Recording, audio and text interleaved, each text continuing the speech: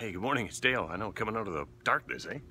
I'm supposed to be up in that room up there. That's where we broadcast from with the goat, but I'm out here seeing if I can see the meteor shower. The Perseid meteor shower is supposed to be overnight. I haven't seen anything.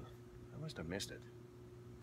Hey, so we got coming up from the MyCaribouNow.com newsroom, a story about the plaque unveiling in 100 Mile House that went on yesterday. We'll have that on this morning. Also checking in with the Redstone Rodeo that's coming up out of Alexis Creek. That's going to be talked about. Also seeing what's going on with the weather, sun and cloud, kind of revising the forecast for the weekend.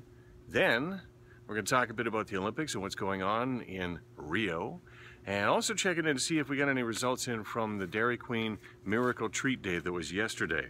Had some fantastic folks serving yesterday at all the Dairy Queens across the Caribou, and hopefully we'll get some results in this morning. Man, it is dark.